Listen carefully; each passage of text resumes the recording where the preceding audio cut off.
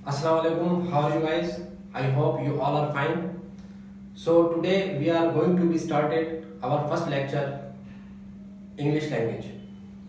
तो आज जो हमारा सबसे पहला जो टॉपिक है इंग्लिश लैंग्वेज के हवाले से, सबसे पहले मैं आपको इंग्लिश लैंग्वेज की कुछ लिटिल बिट बेसिक्स बताऊंगा।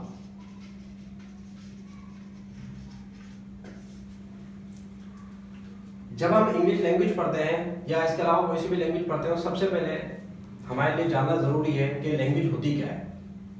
तो लैंग्वेज बेसिकली लैंग्वेज की एक छोटी सी डेफिनेशन है। Language is a tool of communication. Language is a tool of communication. जबान जो है वो कम्युनिकेशन यानी बातचीत करने का जरिया है। By tool we mean, tool से मुराद क्या है? टूल मीन्स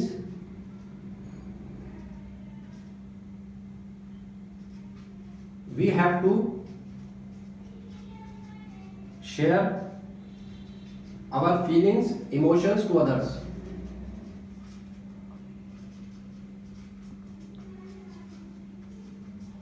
यानी जब हम लैंग्वेज की बात करते हैं तो it is the tool of communication, यानी हम अपनी बात जो है दूसरों तक किस तरह पहुंचा सकते हैं।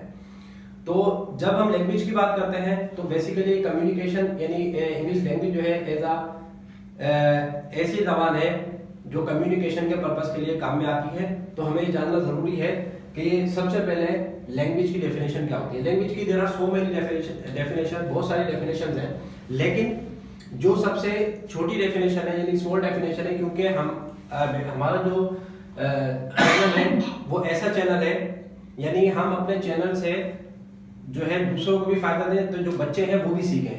लिहाजा इट इज अवर बायलिंगुअल। मैं जो बात करूंगा वो उर्दू और इंग्लिश दोनों में करूंगा ताकि जो है वो बच्चे भी समझ सकें। It is a tool of communication. Tool means we have to share our feelings emotions to others. अच्छा, सब इसके अलावा जो है Noam Chomsky, who is Noam Chomsky?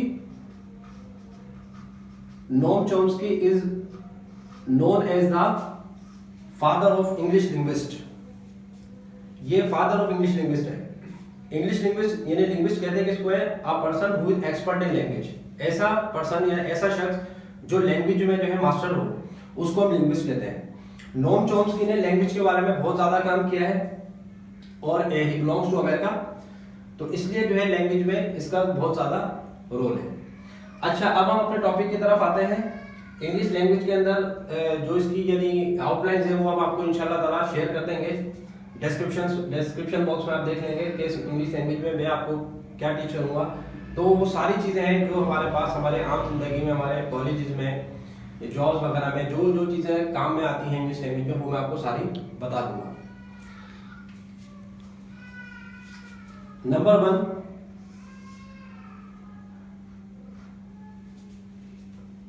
हम बात करेंगे first of all English grammar के बारे में।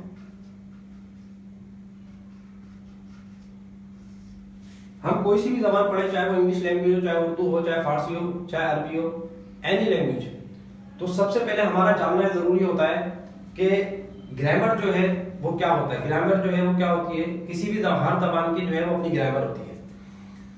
जब हम इंग्लिश लैंग्वेज की बात करते हैं तो इंग्लिश लैंग्वेज की भी जो ग्रामर है उसके बारे में हमें मालूम होना चाहिए कि इंग्लिश लैंग्वेज की जो ग्रामर क्या है, उसकी छोटी डेफिनेशन हमें पता होना चाहिए। तो इंग्लिश ग्रामर की जो डेफिनेशन है वो क्या है? रूल्स एंड रेगुलेशंस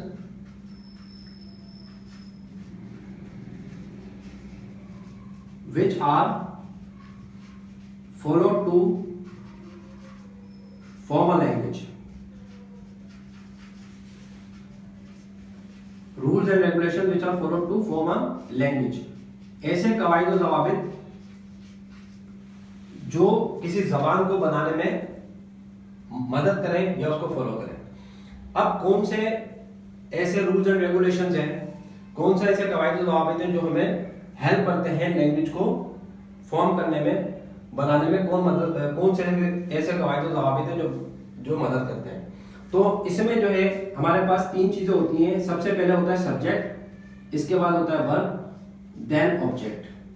ये हमारे पास it is the basic structure of English language. ये हमारा बेसिक स्ट्रक्चर है जिससे हम सेंटेंस फॉर्मेशन कर सकते हैं।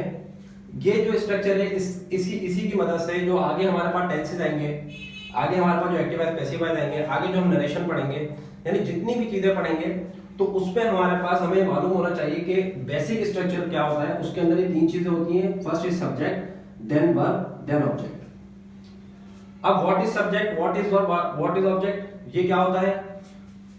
तो सब्जेक्ट बेसिकली हम कहते हैं it is the doer of the sentence. Doer means file, यानी काम करने वाला। किसी भी जुमले में जो काम करने वाला होता है उसको हम डूअर कहते हैं। It introduces the sentence, it starts the sentence, it talks about the sentence, what is happening in the sentence, कि जुमले में क्या होने जा रहा है। तो वो बेसिकली हमें क्या कौन बताता है? सब्जेक्ट बताता है। ठीक है, देन हम आते हैं वर्ब पर। वर्ब क्या होता है? Verb is action. वर्ब होता है एक्शन, के जुमले में एक्शन क्या हो रहा है।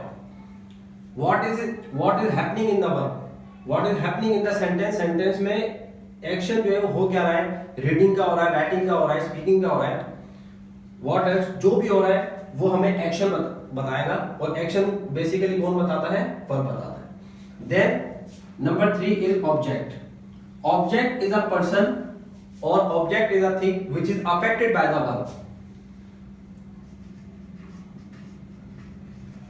which is affected by the verb।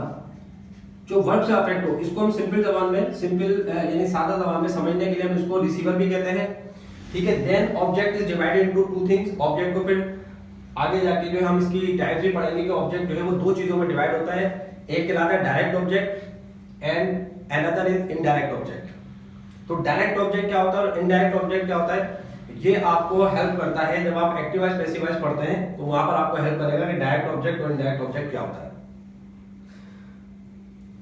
मैं आपसे उम्मीद करता हूं आपको आज मेरी वीडियो अच्छी लगी होगी। अगर आपको अच्छी लगी तो आप इसको लाइक करें, सब्सक्राइब करें और दूसरों को शेयर करें। इंशाल्लाह ताला नेक्स्ट वाले लेक्चर में हम इससे आगे जो है वो पार्ट्स में स्टडी करेंगे। Thank you, Allah Hafiz.